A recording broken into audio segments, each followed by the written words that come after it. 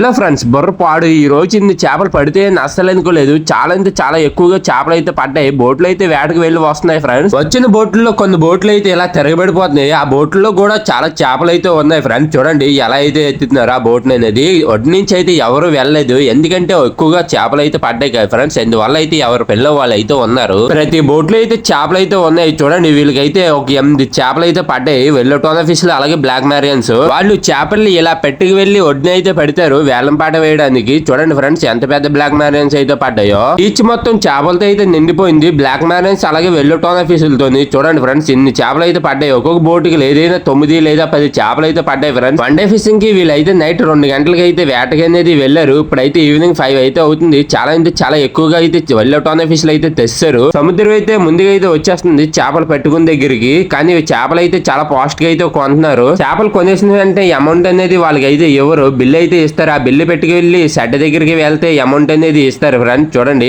ఎలా అయితే రాసి ఇస్తున్నాడో మా ఓడైతే బిల్లు తీసుకున్న వెంటనే ఆ చేపల్ని ఇలా భుజాల మీద పెట్టుకుని వెళ్ళి షెడ్ దగ్గరికి అయితే ఒప్పు చెప్పేసి వాళ్ళైతే ఇంటికి అయితే వచ్చేస్తారు. మా ఓడైతే చూడండి ఐస్ కి అయితే వెళ్తున్నారు కవర్ పెట్టుకుని. ఇక్కడైతే ఈ చేపల్ని వేలం పాట అయితే వేస్తున్నారు. 4 చేపలు అయితే 20,000 నుంచి 30,000 దాకా అయితే ఉంటాయి. చూడండి ఎంత పెద్ద చేపలు పడ్డాయో ఈ రోజు వెల్లటోనా ఫిష్లు అనేవి. వీళ్ళైతే ఈ 4 చేపలు అయితే 25,000 అయితే కొనుక్కున్నారు. కొనుక్కున్న చేపలు అయితే ఇలా పెట్టుకు వెళ్ళిపోతున్నారు ఫ్రెండ్స్ షెడ్ దగ్గరికి అనేది. లేకపోతే ఈ చేపలు పాడైపోతాయి. చేపలు పాడవకుండా అయితే షెడ్ దగ్గరికి అయితే పెట్టుకెళ్ళి ఇచ్చేస్తారు. వేటకి వెళ్ళిన ప్రతి మత్స్యకారుడికి 10 నుంచి 15,000 అయితే రావచ్చు ఈ రోజు ఒక రోజు అనేది.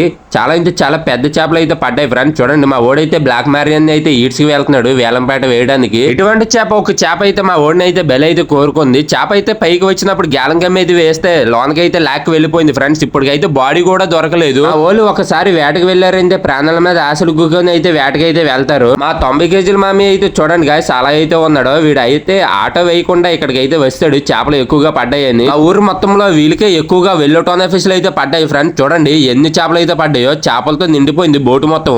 ఈ చేపలు మొత్తం 80 నుంచి 90,000 అయితే రావచ్చు. చాలా అంటే చాలా ఎక్కువగా పడ్డాయి. అలాగే చిన్న చేపలు కూడా పడ్డాయి. వాళ్ళైతే తీస్తున్నారు డోర్ లో నుంచి. ఈ బోట్ లో వేటకు వెళ్ళిన ప్రతి ఒక్కరికి 10 నుంచి 15,000 అయితే రావచ్చు. చూడండి ఫ్రెండ్స్ ఎన్ని చేపలు అయితే పడ్డాయో. బోటు మొత్తం నిండిపోయింది చేపలతోని. మామూలుగా పడలేదు వీళ్ళకైతే. ప్రతి బోటుకి లేదైనా 8 నుంచి 9 చేపలు అయితే పడ్డాయి. వీళ్ళకైతే 15 నుంచి 20 చేపలు అయితే పడ్డాయి ఫ్రెండ్స్. మీరు వేటకు వెళ్తే ఇటువంటి చేపలు పెడతారో లేదో కామెంట్ చేయండి. చాలా అంటే చాలా ఎక్కువగా పడ్డాయి. అలాగే ఈ చేపలు అయితే పెట్టుకు వెళ్ళి షెడ్ దగ్గరికి అయితే ఒప్పు చెప్తారని చెప్పాను కదా ఫ్రెండ్స్. చూడండి ఎన్ని చేపలు అయితే పడ్డాయో.